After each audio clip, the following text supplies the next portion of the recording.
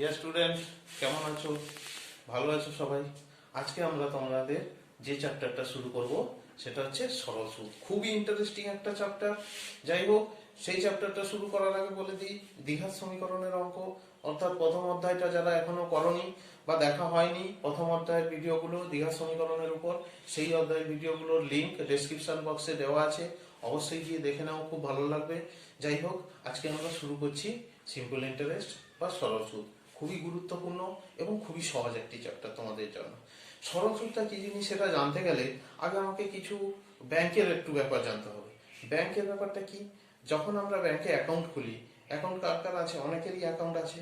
ব্যাংকে যখন আমরা অ্যাকাউন্ট খুলি কিছু টাকা জমা দেওয়ার জন্য বা টাকা তোলার জন্য অ্যাকাউন্ট খুলি, সেই টাকা আমরা যখন ব্যাংকে জমা দিই, বছরের শুরুতে ধরো আমি সাপোজ ব্যাংকে 1,000 টাকা জমা দিলাম, বছরের শেষে আমরা ব্যাংক থেকে 1,050 টাকা পেলাম, তাহলে এক্সট্রা যে টাকাটা পেলাম সেইটাকে আমরা বলছি সুদ।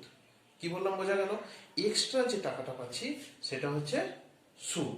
আর যে টাকাটা আমি জমা করেছিলাম সেটাকে আমরা বলছি আমার আসল টাকা।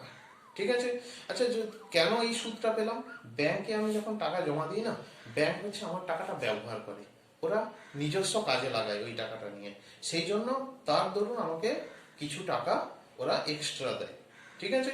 তাহলে যদি আমি 1,000 টাকার জায়গায় 2,000 টাকা রাখি, তাহলে কি 50 টাকা পাবো না তার থেকে বেশি টাকা সুদ পাবো? অবশ্যই বেশি টাকা সুদ পাবো। মানে আসলটা আমি যত বেশি রাখবো, সুদটা আমি তত বেশি পাবো। আচ্ছা, আরেকটা জিনিস বলি, ধরো 1,000 টাকা রাখলাম, আমি 1 বছরের জন্য না, 3 বছর পরে আমি টাকাটা তুললাম, তাহলে কি আমি ওই 50 টাকাই পাবো না তার থেকে বেশি পাবো? অবশ্যই বেশি পাবো। ব্যাংক 1,000 টাকাটা 3 বছর ধরে ইউজ করছে, সেই জন্য আমি তার থেকে আরো 50 টাকার থেকে আরো বেশি টাকা পাবো। ঠিক আছে? তার মানে সময়টাও যত বৃদ্ধি পাবে, আমার সুদটাও তত বৃদ্ধি পাবে। মানে এক্সট্রা যে টাকাটা ব্যাংক আমাকে দেবে সেই টাকাটাও বৃদ্ধি পাবে। তাহলে দেখো, আমি একটা এক্সাম্পল দিই। ধরো 1,000 টাকা রেখে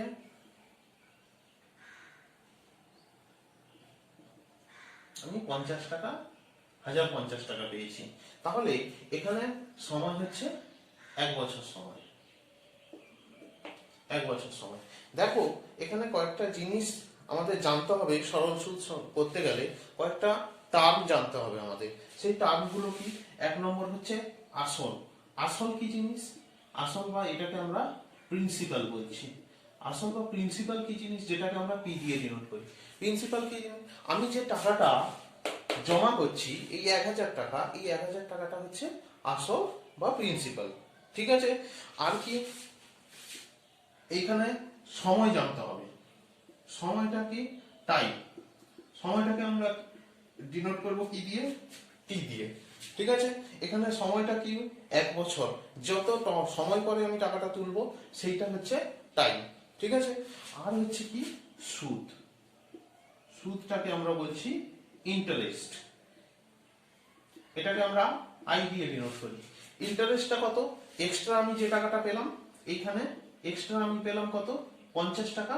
এই 50 টাকাটা হচ্ছে ইন্টারেস্ট। মানে আমি যে টাকাটা জমা রেখেছি সেখান থেকে যে টাকাটা এক্সট্রা পাচ্ছি সেটাকে আমরা বলছি ইন্টারেস্ট। বোঝা গেল? আর হচ্ছে কি, খুব ইম্পর্টেন্ট, সুদের হার। এটা হচ্ছে পার্সেন্টেজে দেয়। ব্যাংক হচ্ছে বাৎসরিক সুদের হার একটা ফিক্সড করে, সেই হারে ব্যাংক সুদ দেয়। যত সময় রাখবে সেই সময়ের রেসপেক্টে ব্যাংক সেই হারে সুদ দেবে। ঠিক আছে? ব্যাংকের সুদের হারটা সবসময় বার্ষিক হিসাব হয়, মানে বছরের হিসেব হয়। কি বললাম, বোঝা গেল? বার্ষিক সুদের হার, সেটা হচ্ছে আর পার্সেন্ট, মানে রেট অফ ইন্টারেস্ট বলছি এটাকে আমি, রেট।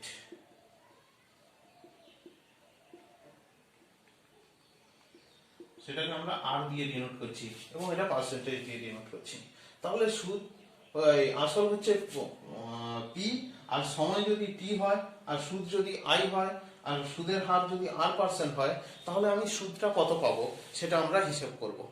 ক্লিয়ার? তাহলে একটু আমি কত সুদ পাবো সেটা হিসেব করি। দেখ, 100 টাকার 1 বছরের সুদ 8 টাকা। তাহলে 1 টাকার 1 বছরের সুদ কত হবে? আর বাই 100 টাকা, তাই না? আমার আসল কত? আসল যদি পি টাকা ধরি, তাহলে পি টাকার 1 বছরের সুদ কত হবে? আর ইন্টু পি বাই 100 টাকা। আচ্ছা, পি টাকার টি বছরের সুদ কত হবে? R into P into T by 100 টাকা। এই যে R into P into T by 100, এইটা হচ্ছে আমরা সুদ পাচ্ছি। তার মানে এখানে আমরা লিখতে পারি I equal to R into P into T by 100। বোঝা গেল? তাহলে সুদটা কিভাবে এলো? সুদের ফর্মুলাটা I equal to R into T into P by 100। এরপর দেখো, আমাকে কখনো কখনো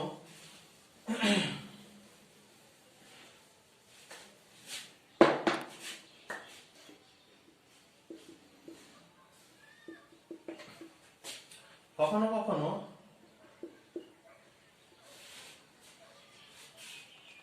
সুদ নয়, আর এর মান বা পি এর মান বা টি এর মান জানতে হতে পারে। ধরো এই চারটে এখানে ভেরিয়েবল আছে, এই চারটে ভেরিয়েবলের মধ্যে তিনটে ভেরিয়েবল দিয়ে দিল, আর একটা ভেরিয়েবলের ভ্যালু বের করতে বললো। তাহলে এখানে যদি সুদ দিয়ে দেওয়া থাকে, আর যদি দিয়ে দেওয়া থাকে, পি যদি দিয়ে দেওয়া থাকে, টি এর মান বের করতে বললো, তাহলে টি ইকুয়াল টু এখান থেকে আমি কি পাবো? টি ইকুয়াল টু পাবো I into 100 by R into P. কখনো যদি আর এর মান বের করতে বললো, মানে সুদের হার বের করতে বললো, তাহলে আর ইকুয়াল টু কত হবে? I into 100 by P into T. Clear? আর যদি কখনো পি বের করতে বলে, তখন হবে I into 100 by R into T. তার মানে যেটা বের করতে বলবে সেটা হচ্ছে আই ইন্টু 100 বাই বাকি দুটো নয়। কি বললাম? ক্লিয়ার? তাহলে এই ফর্মুলাটা কিভাবে এলো আমরা সেটা বুঝতে পারলাম। ঠিক আছে?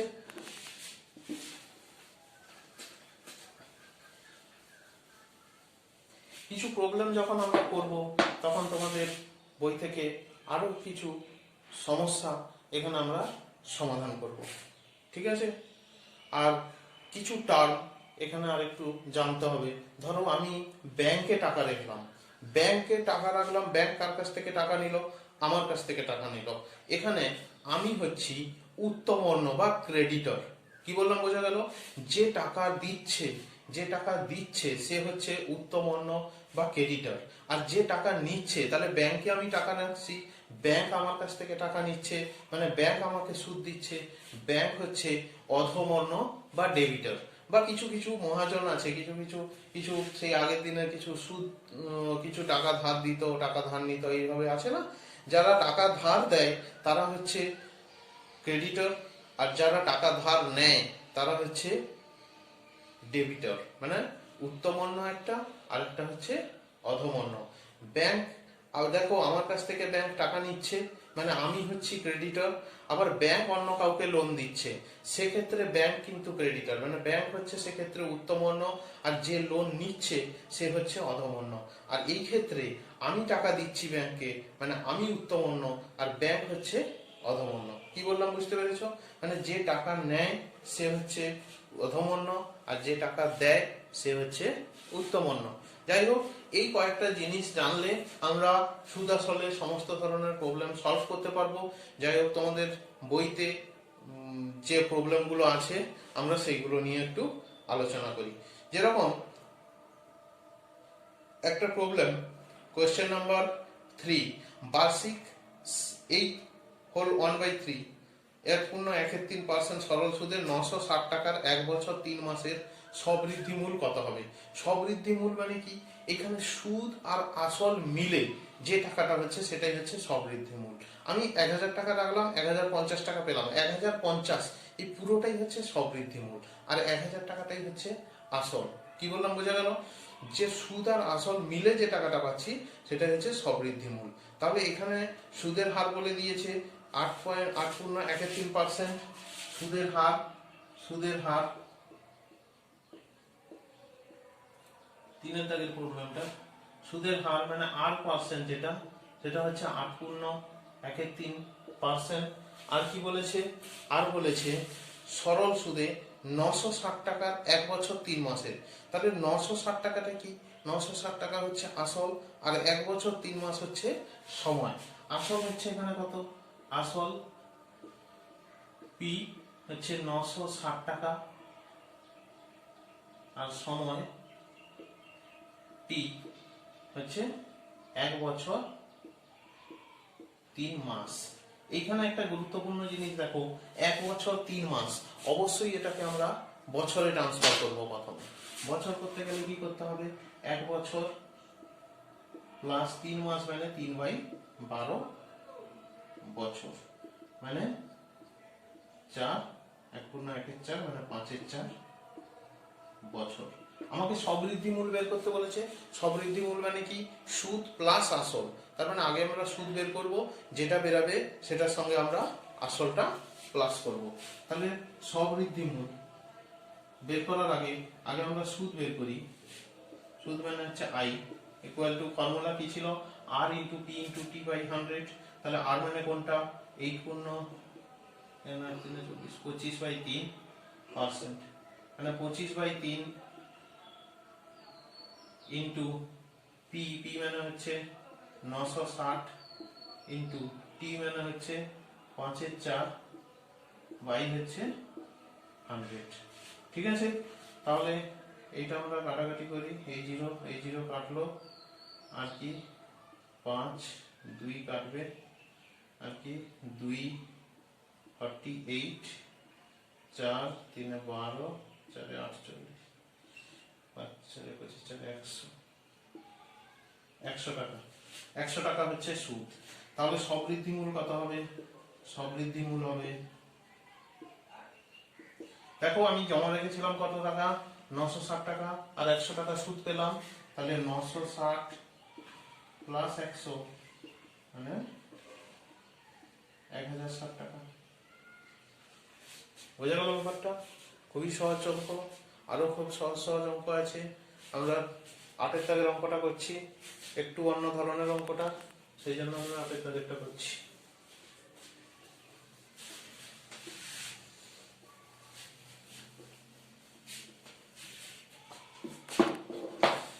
8-এর দাগের প্রবলেমটা কি ছিল? মান্নান মিয়া কিছু টাকা ধার করার 6 বছর পর দেখলেন। 6 বছর মানে এখানে সময় দেওয়া আছে। সময় কত দেওয়া আছে? 6 বছর। 8-এর দাগের প্রবলেম এটা। হ্যাঁ, 6 বছর পর কি দেখলো? 6 বছর পর দেখলো সরল সুদের পরিমাণ আসলের 3/8 অংশ হয়েছে।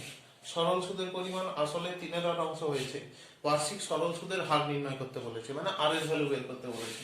যে এখানে সুদের হার এটা কত বের করতে বলেছে। ঠিক আছে, তাহলে কি দেওয়া আছে? আর আসলের সরল সুদ কত বলেছে? সরল সুদ বলেছে আসলের 3/8 অংশ। আসল তাহলে আমি ধরে নিই, আসল এখানে আমি ধরলাম সাপোজ x টাকা। ঠিক আছে, আর সরল সুদ কত? সরল সুদ মানে i হচ্ছে আসলে 3/8 মানে x ইন্টু 3/8 টাকা, মানে হচ্ছে 3x/8 টাকা। আমাকে কার ভ্যালু বের করতে বলেছে? আর এর ভ্যালু। আমরা সূত্র কি জানি? i equal to p into t into r by হচ্ছে 100। তাহলে i এর জায়গায় i এর ভ্যালুটা কত বসাবো? 3x/8 ইকুয়াল টু p এর জায়গায় p এর ভ্যালু কত বসাবো? x into t 6/r/100। তাহলে x ক্যান্সেল হলো, 3 2 2 50। তার মানে r ইকুয়াল টু হচ্ছে 50/8। 2 দিয়ে কাটলে 4 25, 6 হল 1/4%। তাহলে সুদের হার হচ্ছে 6.14%। বোঝা গেল প্রবলেমটা? ঠিক আছে, এরপর আমরা যেটা শুরু করব সেটা হচ্ছে কোশ্চেন নাম্বার 18। খুব ইম্পর্টেন্ট প্রবলেম। অনেকেই বলে অঙ্কটা কিছু বুঝতে পারি না, কষ্ট হয়, কঠিন লাগে। যাই হোক, 18-এর প্রবলেমটা একটু করি। 18-এর প্রবলেমটা আছে বার্ষিক 5% সরল সুদের হারে দীপু বাবু হচ্ছে বছরের প্রথমে 15,000 টাকা জমা রেখেছে। 3 মাস পর কি করেছে, 3 মাস পর হচ্ছে 3000 টাকা তুলে নিয়েছে এবং টাকা তুলে নেওয়ার 3 মাস পরে আবার 8000 টাকা জমা দিয়েছে। তাহলে কতবার দেখো, প্রথম 3 মাসের জন্য একটা আসল ছিল, পরের 3 মাসের জন্য একটা আসল ছিল, আর বাকি বাকি মাসগুলোর জন্য বছরে সেখানে একটা আসল ছিল। প্রত্যেকবারে আসল চেঞ্জ হয়েছে। আমি এটাকে 3টে পার্টে ডিভাইড করে নিচ্ছি। একটা বলছি প্রথম 3 মাস, তারপর বলছি দ্বিতীয় 3 মাস, আর শেষ যেটা থাকলো কি, শেষ 3 মাস 3 মাস 6 মাস চলে গেল, তাহলে বাকি আর 6 মাস পড়ে থাকলো। আচ্ছা, প্রথম 3 মাসের ক্ষেত্রে আসল মানে পি কত, প্রথমে কত টাকা রেখেছিল, প্রথমে রেখেছিল 15000 টাকা। প্রথম 3 মাসের ক্ষেত্রে আসল হচ্ছে 15000 টাকা। আর সময় মানে টি কত, টি হচ্ছে 3 মাস। অবশ্যই আমি এটাকে বছরে নিয়ে যাব, 3/12 মানে 1/4 বছর, তাই তো। আর সুদের হার মানে r% তো দেওয়াই আছে। সুদের হার কত দেওয়া আছে, সুদের হার হচ্ছে 5%, সুদের হার 5%। তাহলে সূত্রটা আমি এখানে বের করে নিই। সূত্রের ফর্মুলা কি ছিল, p into t into r by হচ্ছে 100। তাহলে p মানে হচ্ছে কত, p মানে হচ্ছে 15000 ইনটু t মানে কত, t মানে হচ্ছে 1/4 ইনটু r মানে হচ্ছে 5 বাই হচ্ছে 100। 100 এটা এটা ক্যান্সেল হবে, তাহলে কত হচ্ছে 2 2 2 75। তো 375 বাই 2 18 187.5 টাকা। এটা হচ্ছে প্রথম 3 মাসের সুদ। দ্বিতীয় 3 মাসের ক্ষেত্রে দেখো এখানে কিন্তু আসলটা 15000 টাকা নেই। 3 মাস পরে ও কি করেছে, 3 মাস পরে ও 3000 টাকা তুলে নিয়েছে। তাহলে আসল এখানে কত হবে, 15000 মাইনাস হচ্ছে 3000 সমান হচ্ছে 12000 টাকা। বোঝা গেল কি গেল না?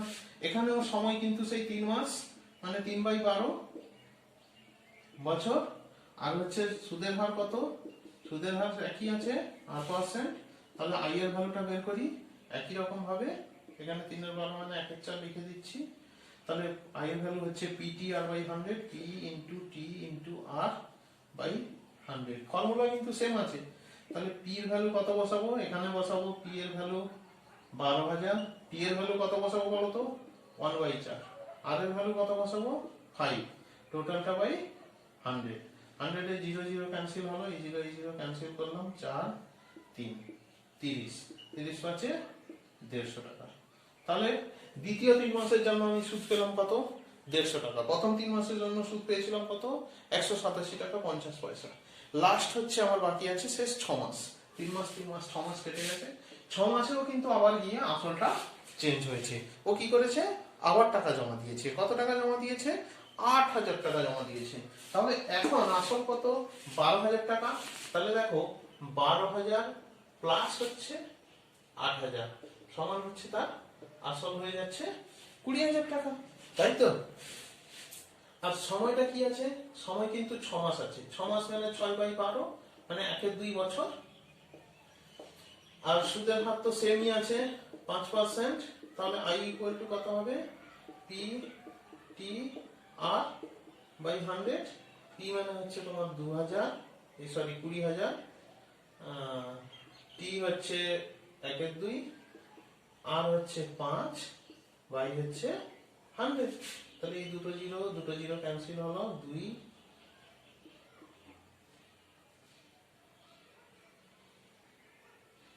100। তাহলে 100 আর 5 500 টাকা। তাহলে দেখো সুদে আসলে সে মোট কত টাকা পেল। সুদে আসলে এখন বর্তমানে তার ব্যাংকে কত টাকা আছে, ব্যাংকে আছে তার বর্তমানে এই টাকাটা 20000 টাকা এখন বর্তমানে আছে। আর 20000 টাকা তো তাহলে সুদ আসল মিলে সে কত টাকা পাবে, দেখো 20000 টাকা তো পাবেই, প্লাস হচ্ছে এইটা এইটা এইটা।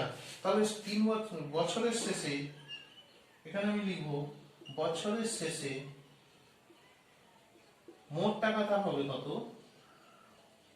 মোট টাকা হবে এই 20000 প্লাস 187 টাকা 50 পয়সা, মানে 187.5 প্লাস হচ্ছে 150 প্লাস হচ্ছে 500, তার মানে হচ্ছে 20,837 টাকা 50 পয়সা। বোঝা গেল? খুবই ভালো একটা প্রবলেম তোমাদের, ঠিক আছে? এগুলো করো। আর অবশ্যই বাইরে থেকে টেস্ট পেপার থেকে যে কোনো প্রবলেম যদি কখনো সমস্যা হয় সরল সুদের ওপর, অবশ্যই তোমরা কমেন্ট করে জানাও, আমি আছি তোমাদের জন্য, সলভ করব। ভালো থেকো, আজকের জন্য শেষ।